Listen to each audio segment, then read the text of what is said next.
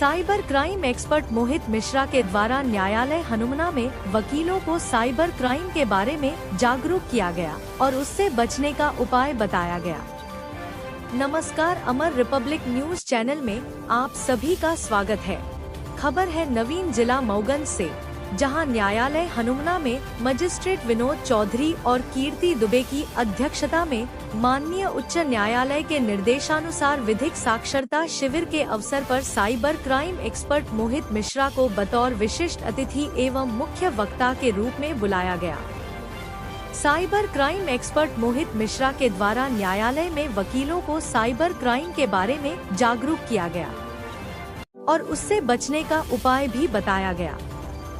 Cyber crime expert मोहित मिश्रा के द्वारा SIM swapping, biometric fraud, ATM cloning, artificial intelligence voice cloning, फर्जी website के जरिए तथा ओटीपी के जरिए होने वाले फ्रॉड जैसे दर्जनों आधुनिक साइबर फ्रॉड के बारे में बताया गया और साथ में उससे बचने का उपाय भी बताया गया।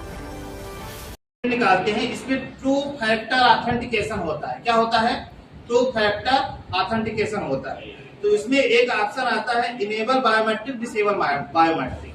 तो आपको क्या करना है कि इसमें के थ्रू 16 डिजिट का वीआईडी नंबर होता है। कितने डिजिट का? 16 डिजिट का वीआईडी नंबर होता है। उसको आप डालेंगे। डालने के बाद एक ऑप्शन आएगा अनेबल बायोमेट्रिक और डिसेबल बायोमेट्रिक। अगर आप उसको डिसेबल बायोमेट्रिक कर देते हैं तो कितना भी बड़ा हैकर क्यों ना हो, वो आपका थंब इम्प्रेशन नहीं, आपको पूरी शरीर को की बॉडी को अगर वो क्लोन कर ले तब भी वो आपका कुछ भी नहीं बिगाड़ सकता। लेकिन कहाँ से आएगा जी? नंबर कहाँ से आएगा? ये उसी में मिलता है ना, उसी में मिलता है।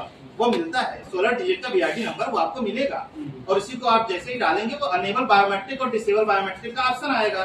तो आपको क्या करना है? डिसेबल बायोमेट्रिक कर देना है। अगर वो आपका अनेबल बायोमेट्रिक रहेगा तो हर कोई इस्तेमाल कर सकता है, लेकिन जैसे डिसेबल बायोमेट्रिक कर दिए तो दुनिया का कोई भी आदमी कितना भी आपका थंब इम्प्रेशन अगर वो सेव करके भी रखता है तो वो आपका कुछ भी नहीं कर सकता। ये हुआ समाधान। इसमें अगर किसी को कोई दिक्कत हो तो आप सवाल कर सकते हैं। अब हम आपको बताते हैं किस तरीके का क्राइम किस तरीके का वो होता है। Remote screen recording app. क्या है? Remote screen recording app. इसके जरिए फ्रॉड होता है।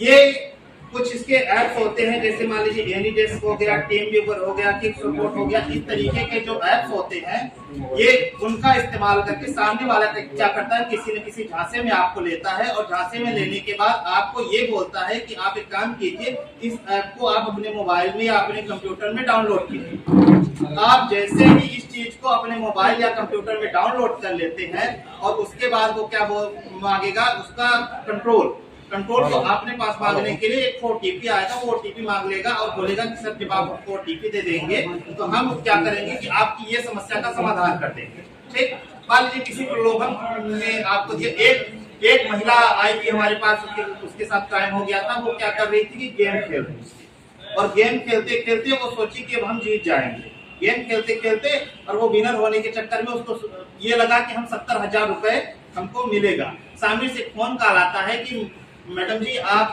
ये इस गेम के जरिए आप विनर हो गई हैं। क्योंकि वो गेम भी उन्हीं लोगों का बनाया हुआ होता है जो फ्रॉड होते हैं, तो उनके पास सारी जानकारी चली जाती है कि हमारा गेम कौन यूज कर रहा है।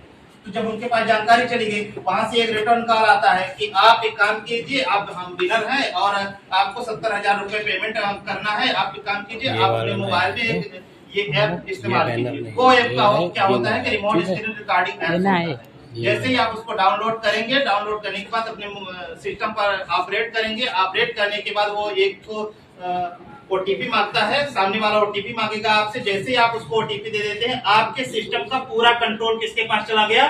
उस फ्रॉड के पास चला गया। जब उस फ्रॉड के पास चला जाएगा तो फिर वो जो चाहे आपके साथ कर सकता है। इससे बचने का सिर्फ और सिर्फ एकमात्र उपाय ये है कि आप कभी भी इस तरीके की रिमोट स्क्रीन रिकॉर्डिंग एप्स को अपने मोबाइल में डाउनलोड ना करें। अब सवाल ये पैदा होता है कि जब इस तरीके के एप्स हैं तो सरकार इसको बैन क्यों नहीं कर देती?